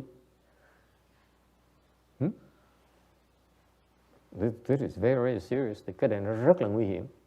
All right? And so the touch is called the place of great darkness and the most dangerous. Thành ra cái sự xúc chạm là cái chỗ đen tối nhất và cái chỗ rất là nguy hiểm. Questions? 327. Okay, so anecdotes. Có những cái câu chuyện. Okay, so any questions or comments? Có ý kiến thắc mắc gì không? Yes, Vicky. I'm glad for Pure Land. You're glad for the Pure Land, absolutely. Hallelujah. Okay.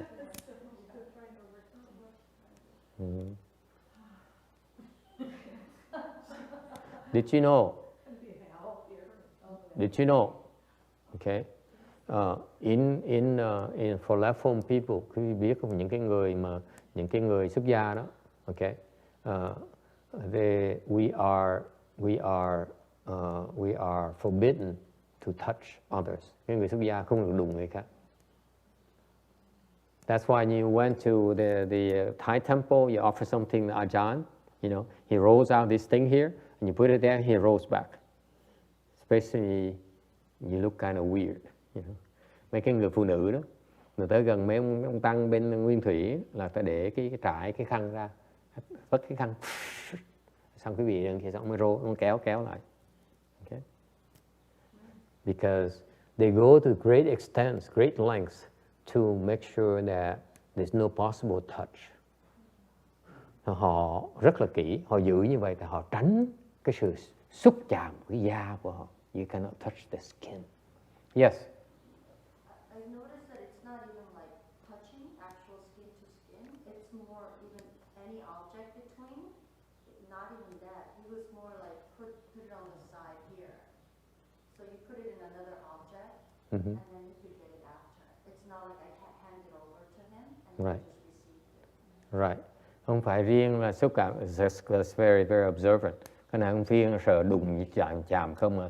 Coi cái sự tiếp xúc với nhau qua một cái vật luôn nữa. Even the contact through even an object is also avoided, even avoided.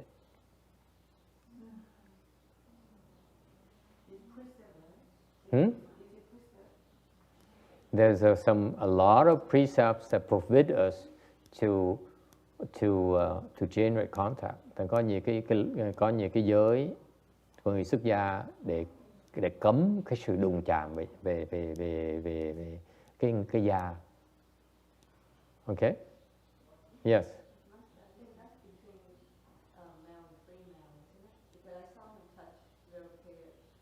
You touch little kids? Ông nói là the question she says is that she saw Ajahn touch little kids. So she feels only between Ajahn and the female and the males. Cô nghĩ là tại cô thấy ông Ajahn đụng mấy đứa con nít, chắc là cái này chỉ cản trở giữa Ajahn với mấy người đàn ông đàn bà thôi. What do you think? I think there's a truth to it. There's a truth to it? Yeah, what she's saying. May bây giờ ông tới, mình nói xấu ông được, bây giờ không dám nói xấu nữa. It's a good thing he just came now, because then I wouldn't be able to talk the way we talked the last hour. Go translate for him. Someone go translate for him, please. Yeah, so it's not. Yeah. So it's not. Yeah. Yeah. You can go over there, Mr. Cha. Yeah. Yeah. It's okay. Yeah. Just don't touch her.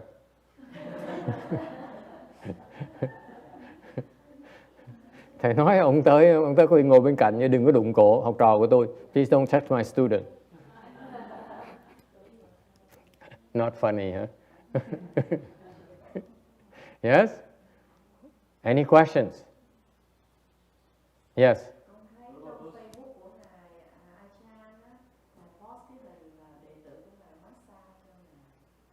Đàn ông hay đàn bà? He says he's on in Ajah's Facebook.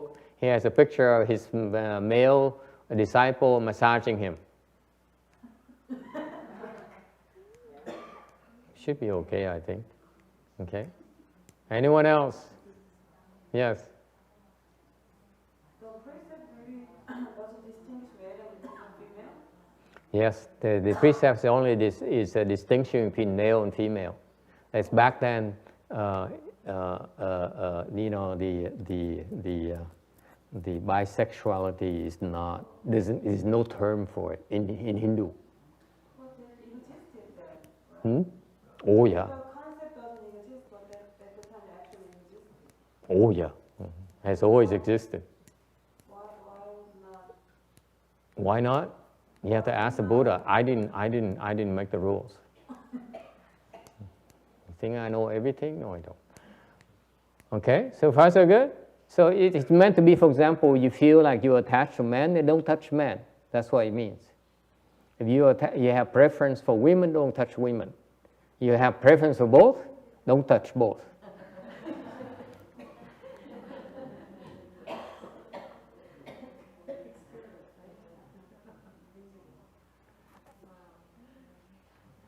Is that clear enough for you? Okay, yeah. Sometimes you have to be blunt for my students. Khi phải nói trắng, nói trợn ra nhưng thôi. Nhưng rồi họ không hiểu. Okay, anyone else? Any other comments? Ai có thắc mắc gì khác không? Có ý kiến gì khác không? So actually, the real, you know, the monks, the left form people go to great lengths to avoid the contact. Thành ra cái người xuất gia tránh cái sự xúc chạm dễ sợ. Because it's very reason. One, you have touch. It's very, very difficult. It builds attachment. Tại vì khi mà được xúc chạm á, thì nó tạo cái sự chấp trước rất là nặng mà khó là bỏ. Once you have contact, you create attachment that's very, very difficult to undo. Tại Đức Phật dạy rằng khi vì mà xúc phạm rồi, nó tạo một cái sự chấp trước mà rất là khó mà bỏ. Why? Tại sao như vậy? Anyone knows? Có ai biết tại sao không? The Buddha is wonderful. Đức Phật hay dễ sợ lắm. He says, because I know you don't know, that's why I'm going to have to explain to you. Yes, sir. I believe it's a sense memory. Sense memory, có cái trí nhớ. Yes.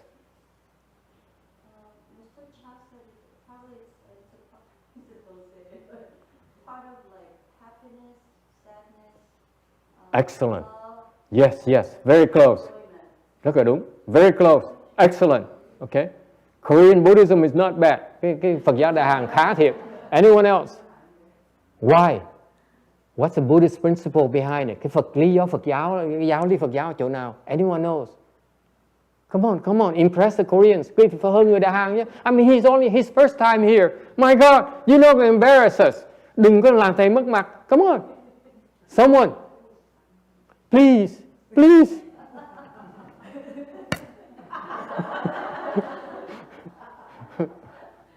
Come on. Thẳng con có biết không? Yes. Sư cô. Huh? Anyone, please, come on.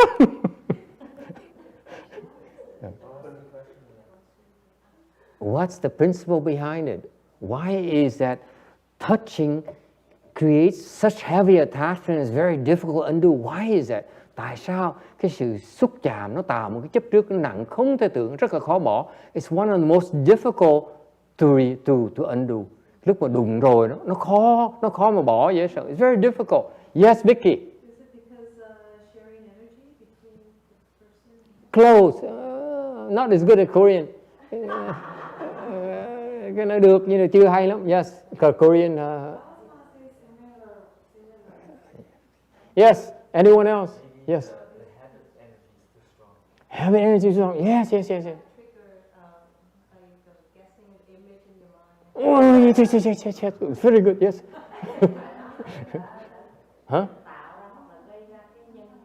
Yes. But it's not as good as him so far. Yeah, vẫn còn thua cái ông Đại Hàn. I need something better. Yes. And he's greedy. Yes. Yeah. Vợ chồng giống nhau. Vì cái xúc chạm nó dẫn tới cái danh dục, mà cái danh dục là cái mạnh nhất, khó bỏ nhất của là Yes, but it's too rude, too crude. No. She says the touch will excite you sexually, and it's very difficult to undo. I said, but you know, we monks, we don't talk like that. She can't shut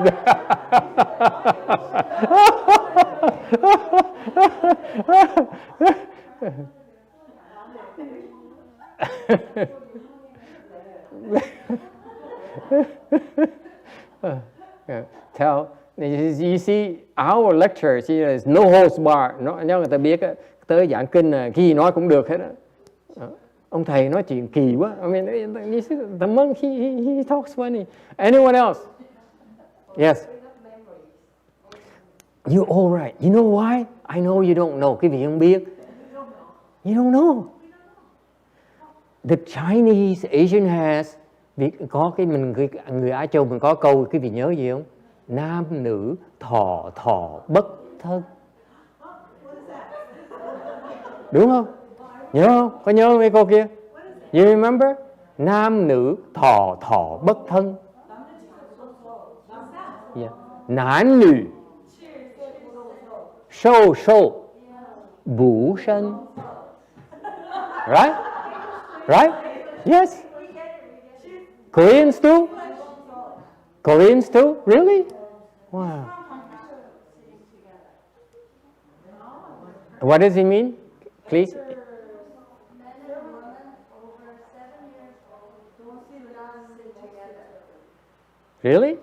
That's what the Koreans do? No, I mean that's the meaning of Is that right? So he says that, I didn't know what the expression means, by the way, for all this time. I just memorized because my mom says, Nam nữ thọ bất thân. I admit to you that my entire life, all I remember is my mom and my dad, so one of them says, you cannot Nam nữ thọ bất thân. Every time he look at me, Nam nữ thọ bất thân. Every time he sees me, he says, Nam nữ thọ bất thân. That's why I know. I never know what it means. So I just knew from his look that I'm not supposed to be near her. That's all. And now Sarah says, if you're over 7 years old, you're not supposed to sit next to a girl. Yes? Not even next. Cannot sit together. Nếu như quý vị trên 7 tuổi không có được ngồi chung với nhau.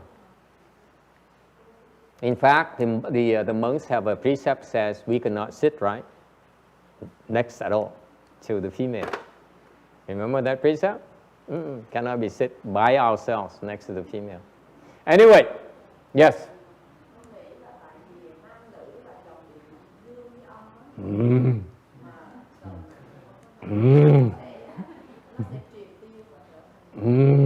No.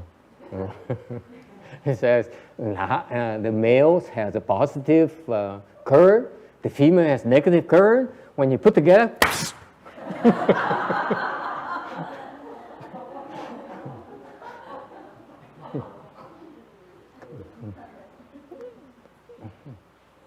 okay?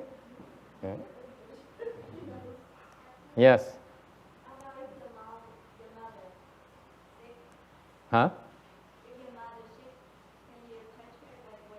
When my mother is sick? No, I will never touch her. Hỏi lên mẹ thầy bệnh, thầy có đụng bà không? Nói, sức mày đụng, giỡn. There's always exception. There's emergencies and stuff like that. For example, there's a funny story. Có cái chuyện, cô hỏi móc thầy, she's trying to hurt my feelings. So. She says, when my mother is sick, will I touch her? I say, of course not. But there's a funny anecdote about that, child anecdote. There is a pretty lady, standing by the shore of the river, and she can't cross the river. So the two monks walk by, and one of the monks picks her up, and then cross the river. Có gì nhớ câu chuyện nữa không? Là có cái cô đó rất là đẹp mà đứng bờ sông á, tại vì sông sợ ướt chân không chịu đi qua. Cái hai ông sư mới tới đi ngang đó, gặp cái một ông sư á, bồng ẵm cô lên, xong bồng qua sông, and put her down, rồi để xuống, and they left, rồi họ bỏ đi. And the other monk, forever he said, how could you touch her? How could you touch her? Tại cái ông sư kia, ông cứ cầu nhào hoài, tại sao thầy có thể đụng ổng, tại sao thầy có thể ôm ẩm cô, cái kỳ quá. And the other monk says, it's true, yeah, it's true that I touched her, I carried her across the river, but you never let go of her.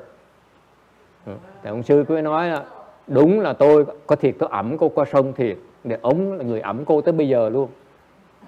You carry her until now. Hiểu không? Vì so far so good, so there's always exceptions, that's the answer. Okay? Thành ra thiệt ra cái Phật giáo nó có nhiều cái uẩn khúc, nó có nhiều cái ngoại lệ lắm. Okay?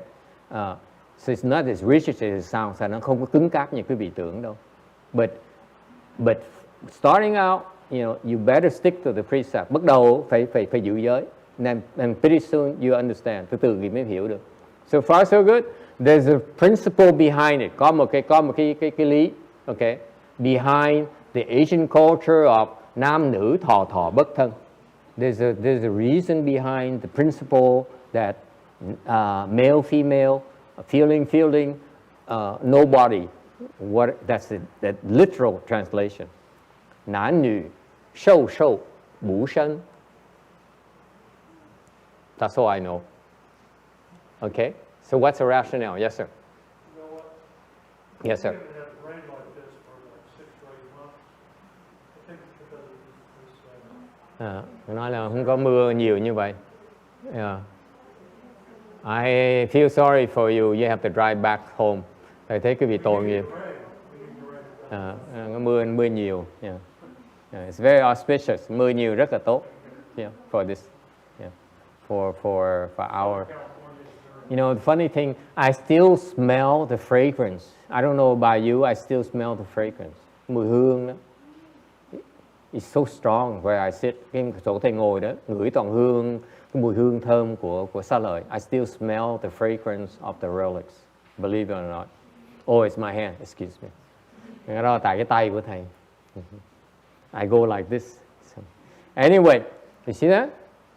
So what's the rationale behind it? Let me explain to you the principle. Thì thầy giảng cái vị nghe cái lý của cái này, cái giáo lý của cái này. The Buddha said, Đức Phật dạy rằng, okay, whenever you touch, mỗi khi mà quý vị đụng người ta. You know what happens? Quý vị biết gì xảy ra không? That contact creates a feeling. Lúc xúc chạm như vậy nó tạo một cái cảm thọ, feeling. You feel good, you feel bad. Okay? Quý vị cảm thấy thích hoặc là ghét. Agree or disagree? Yes or no? Oh, it is so nice. Đụng như thế, mình thích. Yes? Or, oh my God, it's so rough, it's so slimy. Hoặc là thấy nó ướt, nó khó chịu quá, nó nhờn khó chịu. Right? It creates feelings. Contact creates feelings. Vì xúc chạm nó tạo ra cái sự cảm giác. Yes? Notice that? And because of feelings, guess what happens? Vì cảm giác nó tạo gì? Huh? She says, she remembers and she wants. It's called, yes, what is that called? Cái đó gọi là gì? Huh? Love. I love the feeling. I love how silk feels. Tôi thích cái tơ, what's silk Vietnamese? Huh? Tơ, right? Yeah. How lụa nó mịn, nó. You see that? Agree, disagree? Huh?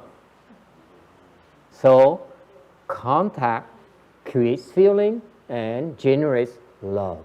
Tại quý vị thấy có ba cái nó tai hại dễ sợ lắm. Là mình đụng chạm đó, nó tạo cái cảm xúc và nó tạo cái sự yêu thích. Cái yêu thích này là bỏ không được. This is very difficult to undo. The feeling is instantaneous. Cái mà cái cảm xúc á, nó ngay lập tức. Yes, you feel, you like right away, immediately, right? Instantaneous. But the love is next. Vì cái này nó tạo ra một cái yêu thích instantaneously. Dễ sợ như vậy đó.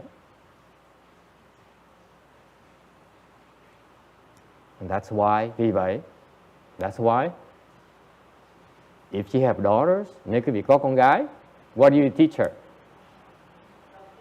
Dạy nó cái gì? Don't let him touch you. Con gái không để cho cái thằng con trai đụng mình. You hear me? And you think this is Mahayana is not practical at all. Và quý vị nghĩ là Phật pháp mình là trừu tượng hả? Same thing. If you have a boy, what do you tell him? Touch her. Còn con trai vậy nó sao? Đụng nó đi. Nancy's so serious. So you know what to teach your children now.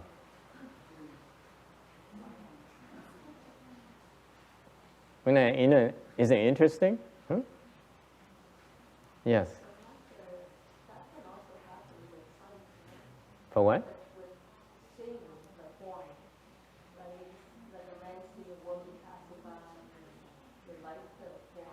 But it's not as strong as when you touch them. That's what the Buddha says. The seeing, the eyes here, is not the attachment generated from the eyes here. It's not as strong as the attachment when you touch. That's what's fascinating about it. Cái dạy bài học này ngày hôm nay rất là hay. Nếu quý vị nhìn, quý vị thích đó, cái sự chấp trước nó dễ gỡ hơn là cái khi mà cái thích mà từ mình đụng nó. Dễ sợ không? Hay không? Fascinating. Huh?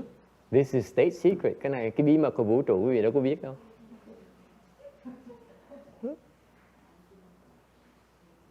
Yes.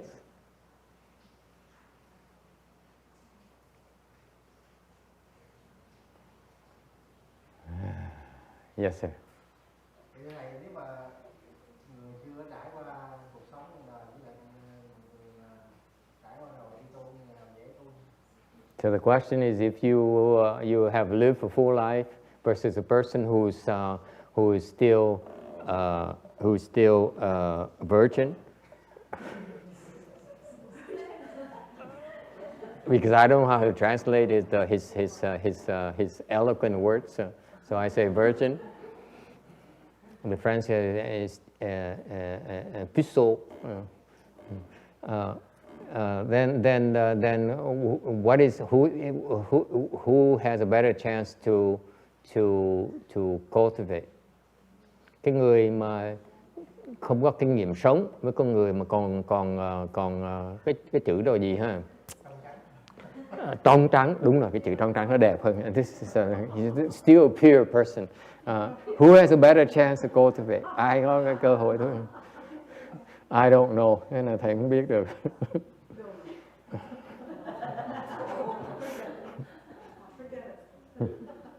Yes? What do you think? Yes. I think it's case by case. Case by case.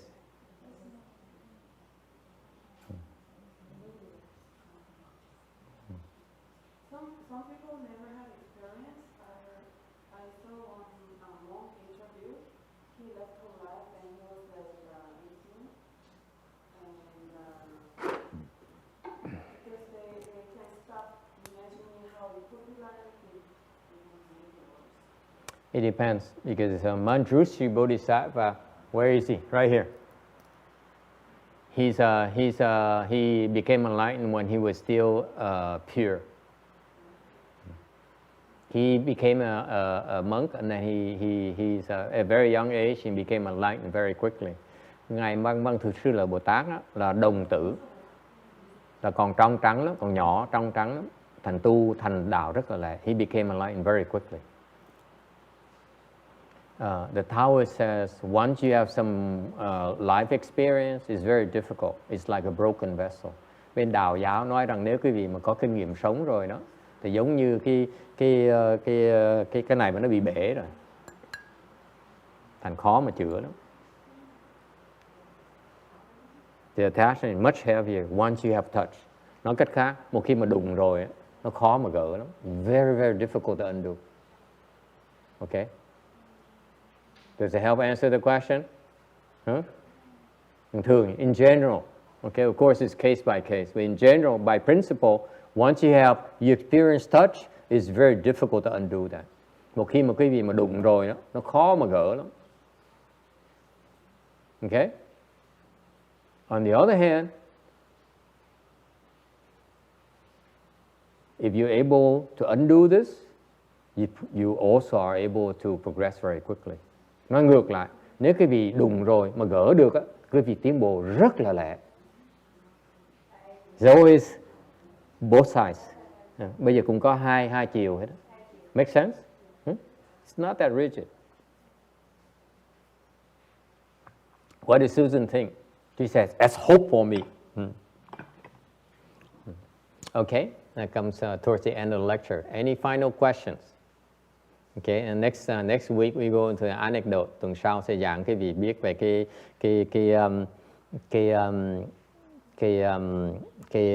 những cái câu chuyện, cái công án 327. Any questions?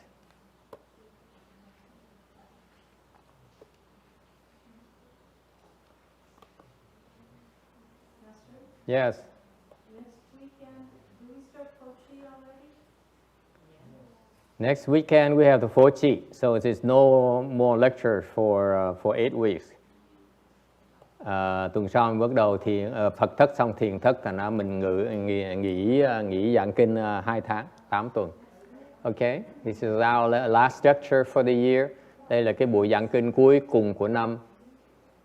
So I want to tell you I'm very grateful you all came. Thầy rất cuối cùng thầy muốn bỏ một tí thì giờ nói là cảm ơn quý vị tới tham dự. You are a lot more challenging than any good monk deserves. Quý vị hỏi mà thầy xanh mặt luôn. I mean, makes me feel like quitting. Nhiều khi mình cảm thấy mình không có không có đủ tư cách mà giảng. But thank you for coming. Thành cảm ơn quý vị tới để tham dự.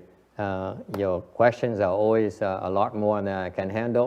Những câu hỏi quý vị khó, thành ra nhiều khi thầy phải xào đó. So I find myself lying a lot, and thành thầy cứ phải nói láo, với khóc, với cười đủ thứ hết. But I hope to see you next year. Hy vọng năm sau gặp lại quý vị. In fact, you know, when I first came to the temple for about 3 or 4 years, the lecture is about started one and grew up to 3 or 4 people. Mấy năm đầu là bắt đầu có một người nghe, sau thêm 2-3 người mỗi tuần Chủ nhật. And I said to myself, well, you know, I don't know how much longer. I think I better quit. And even my master, while he was alive, he was lecturing to an audience of maybe 10 people. Khi Ngài Tuyên Hóa còn sống đó, Ngài giảng kinh đó, khoảng chừng 10 người tới nghe thôi. That's it, 10 people. That's his norm. Okay? So, for you, so many of you came, và nhiều người tới như vậy, it's probably because it's rain outside. Chắc tại ngoài trời mưa, thành ra ngoài tránh mưa một tí. And or maybe you love to come and see me squirm. Hoặc cái vì tới tại thích thấy thầy chảy mồ hôi hột.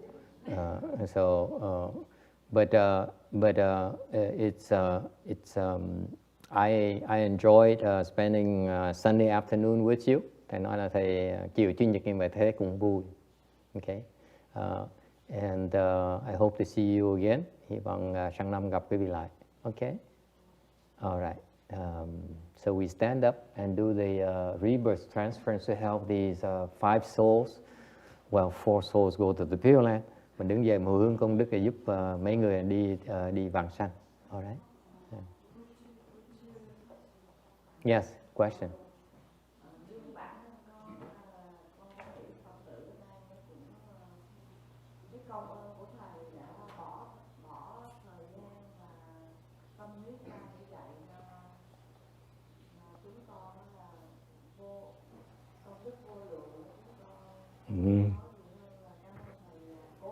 No, the fragrance is still here.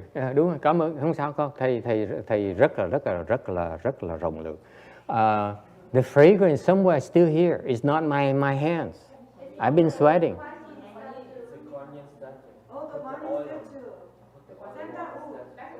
Sandalwood, right behind me. No wonder.